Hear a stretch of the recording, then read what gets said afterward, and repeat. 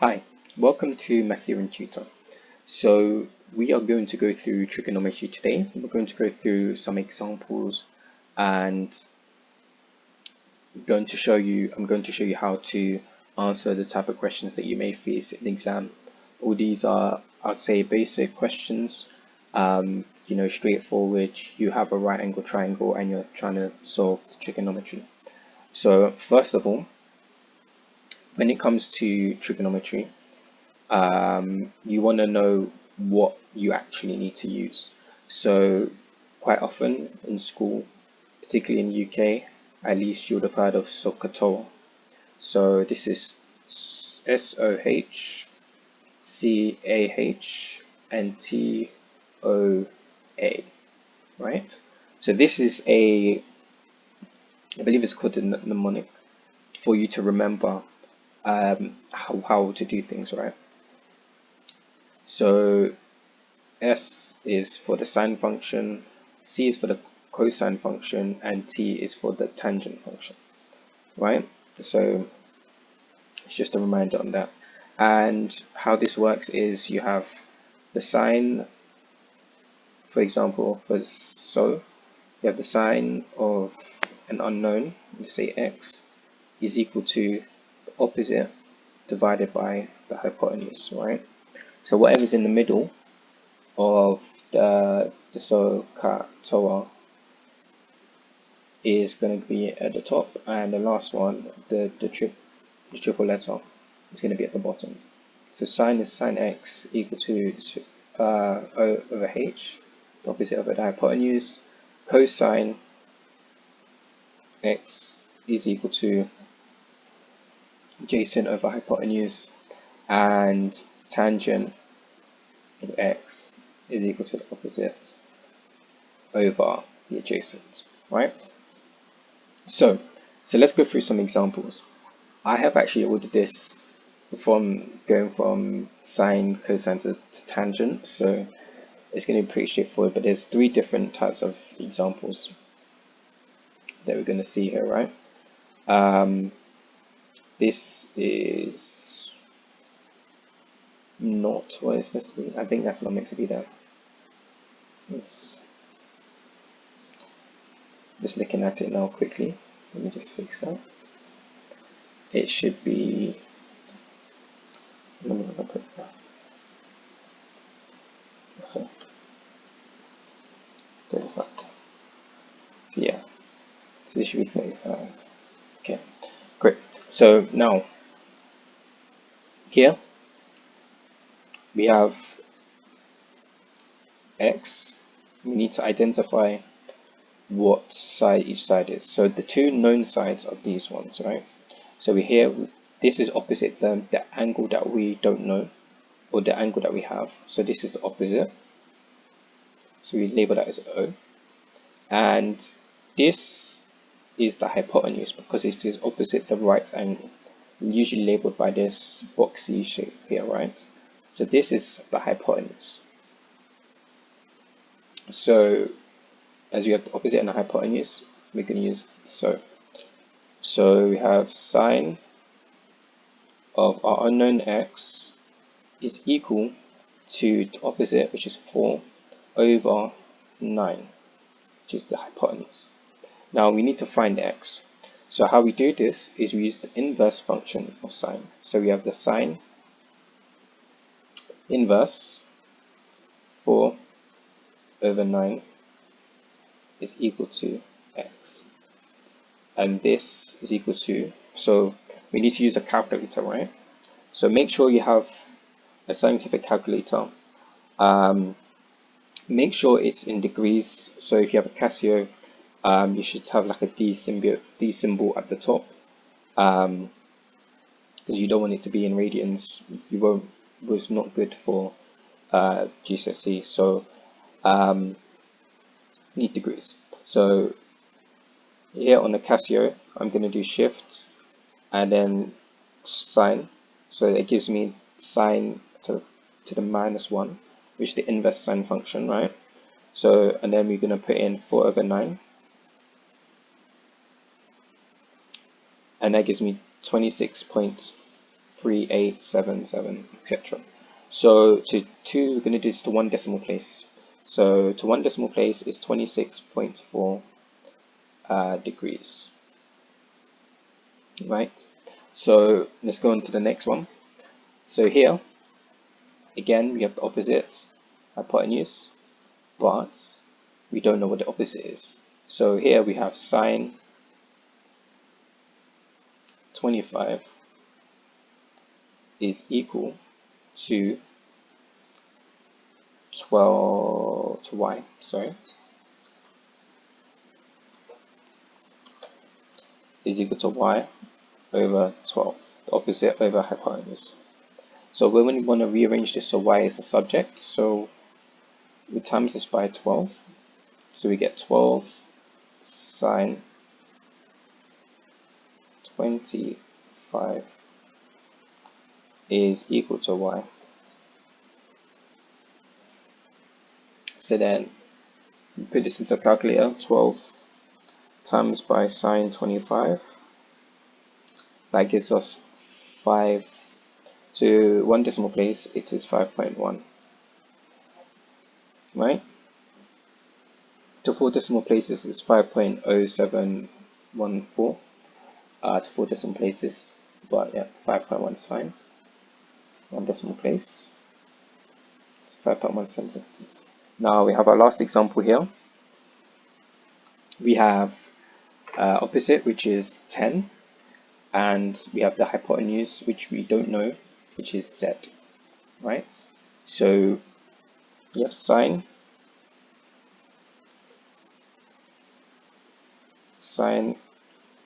35 is equal to 10 over z. So now we want to rearrange for z. So times both sides by z, and that gives us z sine 35 is equal to 10. We want the z to be in its own, so we divide by sine 35, divide both sides. That gives us z is equal to 10 divided by sine 35. Right? So plug that into our calculator, 10 over sine 35. That gives 17.4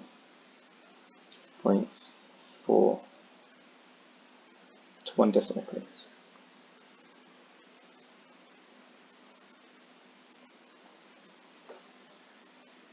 And that's all solved. Let's put centimeters for the units. Maybe I didn't leave space for that.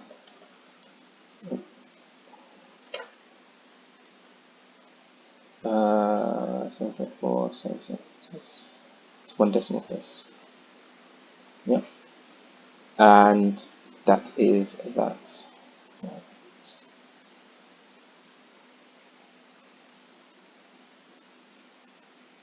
Great. So that's all the sine examples. Now, here we have an angle unknown. We have the hypotenuse, which is opposite the right angle, so that's h. And this is next to the angle, so this is the adjacent. So we got the adjacent and the hypotenuse, so this is cosine. So let's write this out. So we have cos of x is equal to 9 over 12. Now we want to do the inverse of the cosine, so that's cos minus power minus 1, 9 over 12, right? And that equals x. And that is, so plug it into a calculator. On my Casio's shift, cosine 9 over 12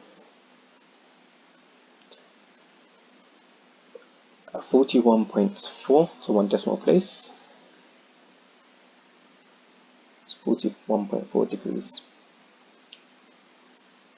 Now let's get to the next one. Again, we have the hypotenuse, adjacent, and cos 32 equal to y over 14. So times both sides by 14. That gives 14 cos 32 is equal to y. Right? So this we calculate into a calculator. Put into a calculator 14 cos 32. So that gives to one decimal place 11.9 to one decimal place centimeters. One decimal place. Now for our last example, we have, well, the last of this cosine example. Again, we have the adjacent, hypotenuse, and we have the angle. So cos 45 is equal to 11 over z. Times both sides by z. That gives z cos 45 is equal to 11. And then we divide both sides by cos 45 because we want z to be on its own. So that gives z is equal to 11 over cos 45. Now we want to plug this into a calculator. So 11 divided by cos 45. My Casio, it came with 11 root 2. For the purpose of this, we'll do it to one decimal place. So you want to change it to decimal, use the SD button on a Casio, and that gives you 15.6 centimeters to one decimal place. Great. Now on to our last set of questions, the tangent. So for the tangent, we have the opposite and the adjacent, right? So here you have scalar, so you have the tangent here, right, TOA, and so we're going to use this formula. Should have showed the other ones, but yeah, we're using this formula for the last one. So we got tan of x is equal to opposite over adjacent, so 5 over 3, and we did inverse, so tan inverse 5 over 3, that is equal to, get on the calculator, shift tan, this tan minus 1 to the minus 1, the inverse more accurately, inverse function, and I guess 59 points, well, we can just say 59 because it's 0 to one decimal place, so 59 degrees to one decimal place. Great. So the next one, again we have the opposite here, we have the adjacent here, so label those, and so we have tan 30 is equal to the opposite, which is 6 over the adjacent,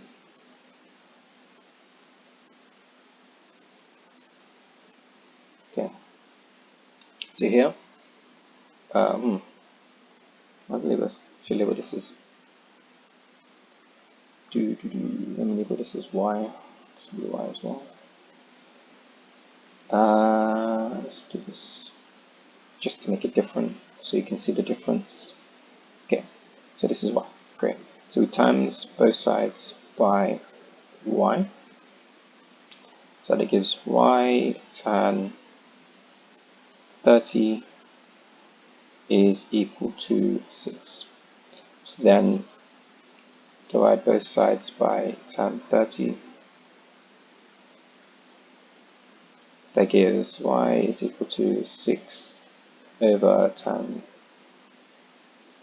30. Oh, 30. That means y is equal to, make that more like a 6. Great. Okay. So 6 over tan 30. Again, we've got 6 root 3, but we're doing this to decimal place, so use the SD button and round that to 1 decimal place. So 10.4 centimeters to 1 decimal place. Okay. So again, opposite, which is z. So the opposite is the unknown. And we have the adjacent here. So we're going to use tan. Tan 30 is equal to z over 3. That z in some help. So yeah, z. So times both sides by 3. So that gives 3 tan 30 is equal to z. Right? So plug it into a calculator. 3 times tan 30 is root 3. That's, again, we want it in decimal places, so use the SD button. 1.7 centimeters to 1 decimal place. Now I'm saying to 1 decimal place, but obviously if the question doesn't require decimal places, in some instances this would be fine to just put in like square root and whatnot. But if the question is asking to a degree of accuracy, for instance, or to a certain significant figure or decimal places, make sure you do it to that. So that's all the questions answered. So it's all the examples here. Now, before we go, just to let you know, all these triangles are the same, but the same idea works regardless of the way that triangle is orientated, right? As long as it's a right angle, it doesn't matter if the triangle's like this, you know. So if you have a triangle like this, a triangle like this,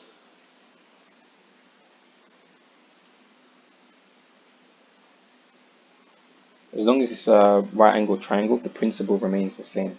So if we have the unknown angle here, let's call this x.